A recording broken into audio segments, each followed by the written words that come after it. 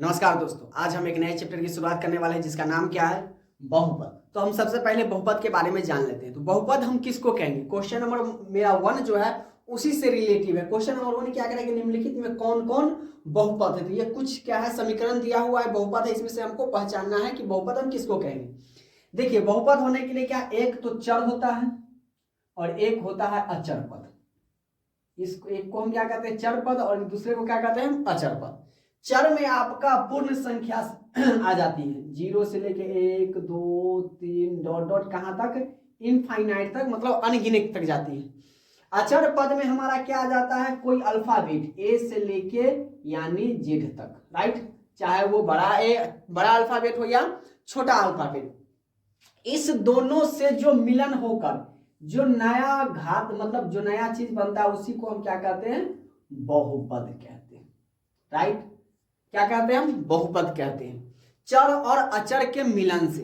अब मान लीजिए कि यहां पर सिर्फ एक्स स्क्वायर प्लस का 3x माइनस का 3, तो आप कहिएगा कि सर ये बहुपद है। हम कहेंगे यस। तो आप कहिएगा कि सर कैसे? इसमें मान लेते हैं कि चलिए अचर पद है, लेकिन आप कहते हैं कि चर पद के मिलन से भी बहुपद का निर्माण होता है, लेकिन इसमें चर पद तो है ही नहीं। तो मान लीजिए x अगर नहीं, एक मतलब चर पद नहीं है, तो x के साथ हम क्या है? एक गुना है। एक गुने एक्स स्क्वायर तो बराबर एक्स स्क्वायर है। इसका मतलब क्या है कि जिसमें अगर ना चर पद हो उसमें हमेशा चर कितना होगा?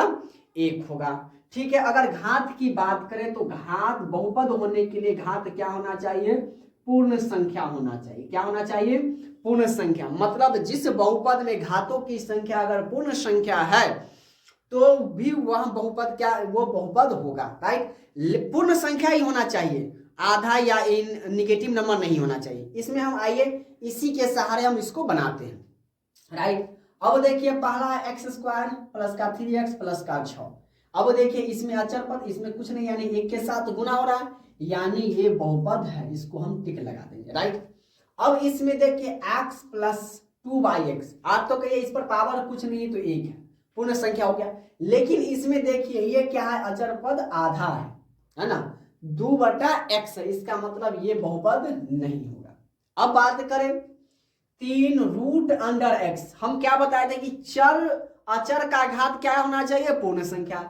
इसका क्या है? रूट एक्स को एक्स है, इसका मतलब क्या है कि एक्स का पावर 1/2 है। रूट हटेगा तो ये क्या हो जाएगा? 1/2, जो कि एक क्या है? परिमेय संख्या, लेकिन होने के लिए क्या होना चाहिए? पूर्ण संख्या। इसका मतलब कि ये भी बहुपद नहीं होगा। इसका चौथा नंबर 3x पर पावर माइनस का 2 है, निगेटिव नंबर। देखिए घात क्या है? इसका निगेटिव नंबर है, जबकि घात क्या होना चाहिए? होल नंबर, पूर्ण संख्या होना चाहिए। ये भी बहुपद नहीं होगा, राइट। अब इसका पांचवा नंबर रूट यू, ये भी आधा, इसका मतलब ये भी नहीं है। अब देखिए √2y³ प्लस का √3y²।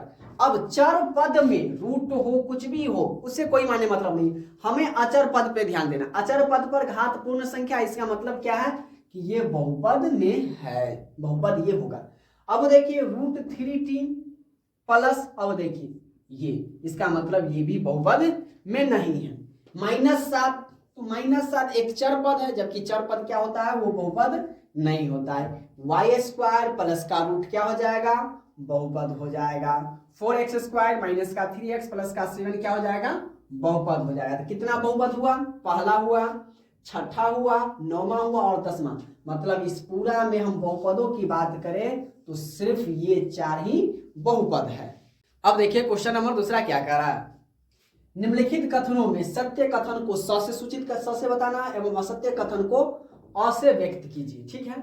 अब देखिए इसमें ये स्टेटमेंट दिया हुआ है, इसमें कौन सही और कौन गलत है इसमें हमको बताना है। तो पहला देखिए क्या कहा है? 9x³ प्लस का √5x माइनस का √7 वास्तविक संख्याओं पर बहुपद है। तो वास्तविक संख्या किसे कहते हैं?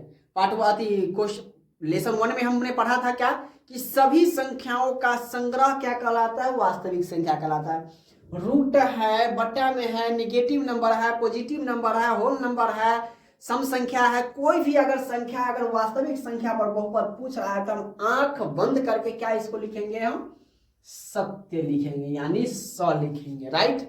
वास्तविक संख्याओं पर बहुपद है तो हाँ सत्य है, राइट। अब क्या कर रहा है कि x 11 एक्स स्क्वायर माइनस का 16 एक्स प्लस 5 पूर्णांकों पर बहुपद है। पूर्णांक किसको कहते हैं? जो निगेटिव में हो, जो पॉजिटिव में हो। तो या तो ये निगेटिव में भी रहता पूर्णांक, जैसे एक होल नंबर भी उसमें आ जाता है, सम संख्या भी आ जाती है, सम संख्या आ जाती है, मतलब पूर्ण संख्या भी आ जाती है, प्राकृतिक संख्या भी आ जाती है, और निगेटिव नंबर भी आ जाता है। उस सबको हम क्या कहते हैं? पूर्णांक कहते हैं। तो इसमें देखिए ये है, तो यानी पूर्णांकों पर बहुपद है, तो हाँ ये पूर्णांकों पर भी बहुपद है, यानी ये सत्य है, राइट। अब देखिए 1/2, एक पूर्णांक क्या होता है? बाई में कभी नहीं आता, मतलब आधा नहीं होता है, बटा में नहीं आता है। बटा में आ गया यानी ये परिमेय संख्या हो गया। परिमेय संख्याओं की बात करेगा तब हम उसमें बताएंगे। पूर्णांक पर बहुपद है तो इसको हम क्या लिखेंगे? असत्य, यानी ये गलत है, ये पूर्णांकों पर बहुपद नहीं होगा। परिमेय संख्या पर पूछता तो परिमेय संख्या पर हो जाता। अगला देखिए √3x² माइनस का 5x माइनस का √5 प्लस का 7 परिमेय संख्याओं पर बहुपद है, रूट है, तो जिसका रूट नहीं होता हटता है तो क्या कहलाता है? अपरिमेय संख्या। लेकिन यहाँ पर हमें क्या करा है? परिमेय संख्या। तो परिमेय संख्या पर बहुपद है? नहीं है, यानी ये क्या हो जाएगा? असत्य हो जाएगा, राइट। अब देखिए x³ माइनस का रूट माइनस का 5 परिमेय संख्याओं पर बहुपद है। तो परिमेय संख्या किसको कहते हैं? जिसको हम p/q के रूप में लिख सके, इसी को ना कहते हैं। ये p/q यानी परिमेय संख्याओं पर बहुपद है, यानी ये क्या है? सत्य हो जाएगा, ये सत्य हो जाएगा, राइट। अब लास्ट नंबर क्या है? √7x प्लस 5 पूर्णांकों पर बहुपद है। अब देखिए जब पूर्णांकों पर बहुपद ये नहीं हुआ तो ये कहां से हो जाएगा रूट में, जबकि ये अपरिमेय संख्या है। अपरिमेय संख्या पर बहुपद पूछता तो ये सत्य हो जाता, लेकिन ये पूर्णांकों पर पूछ रहा है, यानी ये भी क्या हो जाएगा? असत्य हो जाएगा। और इसी के साथ क्वेश्चन नंबर दूसरा भी कंप्लीट होता है। ये क्वेश्चन नंबर तीसरा क्या कर रहा है? निम्नलिखित में x² का गुणांक क्या है? गुणांक का मतलब क्या है कि x किसके साथ गुना में है, राइट। अब पहला में देखिए 2 प्लस का x प्लस का x², तो आप कहिएगा सर ये किसी के साथ गुना में नहीं। कोई भी संख्या किसी के साथ गुना में नहीं, इसका मतलब वो क्या हो जाएगा? एक में गुना हो जाएगा। इस बात को आप हमेशा याद रखिएगा। मान लीजिए 2 है तो 2 किसके साथ गुना हो रहा है? अगर किसी के साथ नहीं हो रहा, अगर आंसर इसका 2 है और आपको मतलब पूछा जाए कि ये किसके साथ गुना है, तो भाई 1 के साथ गुना है, या तो 1 में 2 से गुना है या 2 में 1 से गुना हो रहा है, बात तो वहीं पर पड़ेगा। तो इसीलिए अगर x² का गुणांक तो हम लिखेंगे x² का गुणांक क्या हो जाएगा? 1 हो जाएगा, राइट। इसमें अब देखिए x³ माइनस का x प्लस का 5। अब कहिएगा सर इसमें x² है ही नहीं। अधिकतर बच्चे इस वाले क्वेश्चन में फंस जाते हैं। अब देखिए क्या है, इसमें तो है ही नहीं है। मान लीजिए x² गुना 0 के साथ है, इसलिए x² नहीं है, यानी x² का गुणांक क्या हो जाएगा? x² का गुणांक 0 हो जाएगा, राइट।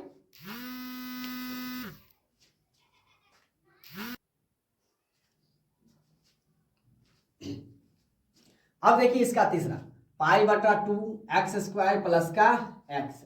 अब इसमें x² किसके साथ गुना हो रहा है? π/2, यानी हम इसमें क्या लिख देंगे? हमारा आंसर x² का गुणांक π/2, या बराबर में हम π/2 लिख सकते हैं।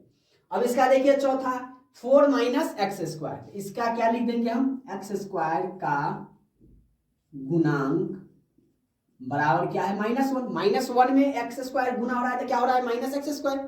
अब देखिए इसमें भी x² 6 है, तो इसमें हम क्या लिखेंगे? x² का गुणांक क्या हो जाएगा? 0 है, यानी 0 गुने x² प्लस का 6, तब ना आया 0 + 6 = 0, हमारा ये आ गया, राइट। और इसी के साथ क्वेश्चन नंबर तीसरा भी कंप्लीट होता है। क्वेश्चन नंबर चौथा क्या कर रहा है? निम्नलिखित में y³ के गुणांक लिखें। इससे पहले वाला क्वेश्चन में क्या था? x² का गुणांक लिखने के लिए सेम क्वेश्चन है बस। तो इसमें अगर y³ का गुणांक पूछे आपको हम, तो क्या बताइएगा? y³ का गुणांक बराबर डायरेक्टली आप कैसे कर सकते हैं? -1, क्योंकि ये माइनस लगा हुआ है, यानी -1 के साथ मल्टीप्लाई है। इसमें भी पूछे थे, इसमें भी वही आंसर हो जाएगा। y³ का गुणांक अगर पूछे हम तो इसमें क्या हो जाएगा? -1, इसमें भी सेम हो जाएगा। अब इसमें पूछे y³ का गुणांक, तो इसमें किसके साथ गुना हो रहा है? 4/3 के साथ। बस इतना सा सिंपल है, बस आपको समझने का प्रयास कीजिए कि हम क्या आपको बताना चाह रहे हैं। फिर भी अगर आपको डाउट रह रहा है तो आपको कमेंट बॉक्स खाली है, उसमें कमेंट कर सकते हैं, हम हम आपके हर एक डाउट को क्लियर करने का सभी प्रयास करेंगे। देखिए क्वेश्चन नंबर 5 क्या कह रहा है, निम्नलिखित में कौन सा बहुपद का मानक रूप में है। अब देखिए मानक रूप, ये आपको नहीं पता चल रहा होगा मानक किसको कहते हैं। अवरोही क्रम आप जानते हैं, अवरोही क्रम यानी हम इसको क्या करते हैं, बढ़ते क्रम। ठीक है, मतलब अगर घात इसके रूप में रहे उसी को हम क्या कहते हैं, उस बहुपद को हम क्या कहते हैं, मानक रूप कहते हैं। अब देखिए जैसे घात इसमें क्या है, x पर पावर 5, अवरोही क्रम को हम घटते क्रम कह सकते हैं, घटते क्रम। ठीक है, अगर बहुपद के घात घटते हुए क्रम में है उसी को हम क्या कहेंगे, मानक रूप कहेंगे। अब यहां पर जरा गौर कीजिए, यहां पर x पर power 5 plus x square minus का रूट 3x प्लस का 2x पर पावर 4। आपको ये लग रहा है बहुपद की इसका घात आपस में ये इसका घात घट रहा है, पहला तो सबसे बड़ा पावर है लेकिन यहाँ पर 2 है, फिर यहाँ पर 4 आ गए, यानी इसका मतलब ये मानक रूप में नहीं है। राइट, इसमें भी देखिए यहाँ पर देखिए y पर पावर 2 पहले और y पर पावर 4 बाद में, यानी ये भी घटते हुए घात में नहीं है, अवरोही क्रम में नहीं है। इस पर गौर कीजिए, 3/7 x पर पावर 2, 12/5 x पर पावर 1 माइनस 7 x पर पावर 0। अब आप ये कहिएगा कि सर अब इस पर x पे पावर 0 क्या, इसमें x है ही नहीं। अब देखिए किसी पे पावर अगर 0 है तो उसका मान क्या हो जाता है 1, यानी हम कहे 7x पे पावर 0 यानी 7 गुने 1 बराबर का 7। तो ये क्या लग रहा है आपको, घटते हुए क्रम में है, यानी ये बहुपद का